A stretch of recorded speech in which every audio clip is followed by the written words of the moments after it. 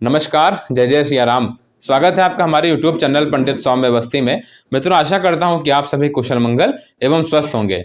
आज के इस वीडियो में हमें वर्ष 2025 में मकर संक्रांति का पर्व किस दिन मनाना है, मकर संक्रांति के पर्व को हम क्यों मनाते हैं, इसका वैज्ञानिक और पौराणिक कारण दोनों मैं आज आपको बताऊंगा।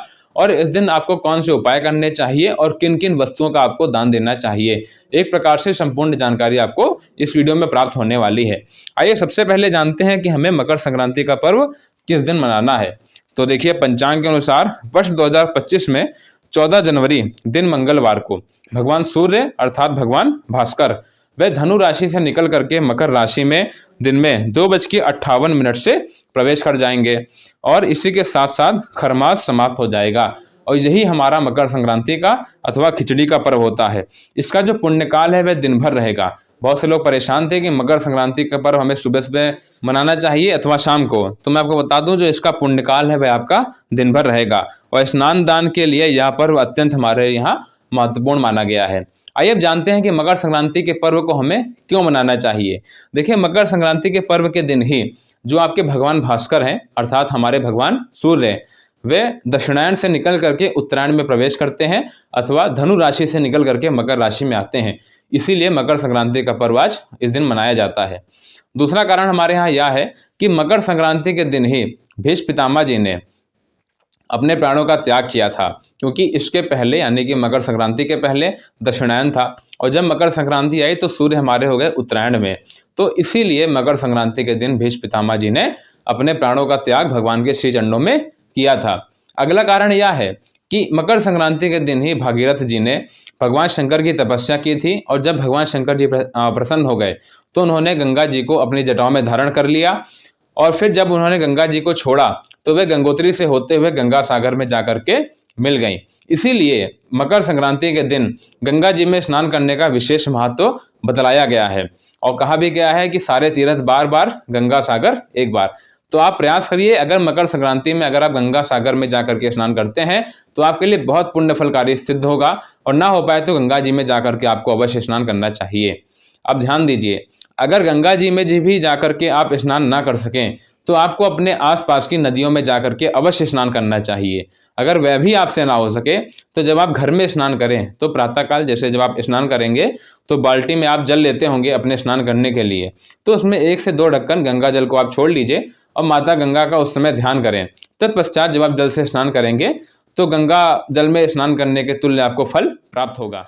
आइए अब हम जानते हैं कि मकर संक्रांति के दिन हमें कौन कौन से उपाय करने चाहिए। पहला उपाय तो मैंने आपको बता ही दिया कि गंगा जी में जाकर के आपको स्नान करना चाहिए। अगर आप बाहर ना जा सके तो उसका भी उपाय मैंने आपको बता रखा है। अब अगला यह है कि मकर संक्रांति के दिन आपको खिचड़ी का सेवन अवश्य करना चाहिए। फिर अगला कि तिल के लड्डू जो आपके गुड़ से बनते हैं उनका भी आपको सेवन करना चाहिए। हमारे ऋषि मुनियों ने यह परंपरा बना रखी है कि मकर संक्रांति के दिन तिल के लड्डू का सेवन किया जाए। इसका कारण यह है कि जो तिल होते हैं, चाहे वे सफ़ेद हो चाहे काले, उनमें से जो सफ़ेद तिल होता है उसमें सबसे ज़्यादा कैल्शियम की मात्रा होती है। तो जाड़े का मौसम है, माघ का महीना चल रहा है, तो ऐसे में सूर्य की जो किरणें हैं वे हमारे शरीर पर बहुत ज़्यादा नहीं पड़ पाती, क्योंकि सूर्य रोज निकलते ही नहीं है। प्रायः निकलते तो रोज हैं किंतु कहीं कोहरा है, कहीं बहुत ज़्यादा जाड़ा हो रहा है, तो सूर्य की किरणें हमारे शरीर पर जितनी पड़नी चाहिए उतनी पड़ ही नहीं पाती, जिसका कारण हमारे शरीर में कैल्शियम की अथवा विटामिन डी की कमी हो जाती है। तो तिल के लड्डू का सेवन करने से, तिल में चूंकि कैल्शियम बहुत ज़्यादा होता है, तो तिल का सेवन करने से हमारी बॉडी में कैल्शियम की मात्रा परिपूर्ण हो जाती है। तो इसीलिए हमारे यहाँ विधान है कि मकर संक्रांति के दिन आपको तिल के लड्डू का सेवन अवश्य करना चाहिए। अगला, अब हम बात करते हैं कि मकर संक्रांति के दिन हमें कौन कौन सी वस्तुओं का दान करना चाहिए। तो देखिए, सबसे पहले मैं आपको बताऊं कि खिचड़ी का दान इस दिन आपको अवश्य करना चाहिए। तिल का, उनमें से सफ़ेद तिल अगर हो पाए तो आपको अवश्य दान करना चाहिए।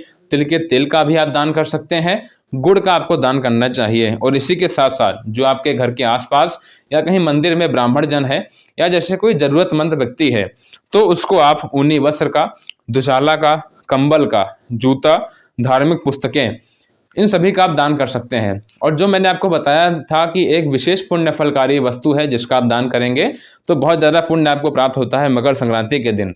तो मित्रों, वह है पंचांग, जो कि आपका पत्रा, जिसे आपने पंडित जी लोगों के पास में देखा होगा, तो उसका आपको इस दिन अवश्य दान करना चाहिए। और अब वीडियो को हम जो है विराम देना चाहेंगे। और मेरा आपसे एक विनती है कि यदि आप अभी तक हमारे यूट्यूब परिवार का हिस्सा ना बने हो तो तुरंत हमारे यूट्यूब चैनल को सब्सक्राइब कर लीजिए और बेल के निशान पर ऑल का क्लिक कर लीजिए, ताकि आपको इसी प्रकार की महत्वपूर्ण व्रत, पर्व, तीर्थ, त्योहार से संबंधित जानकारी समय समय पर प्राप्त होते रहे। मिलते हैं किसी और वीडियो में किसी अन्य विषय पर, तब तक के लिए राधे राधे।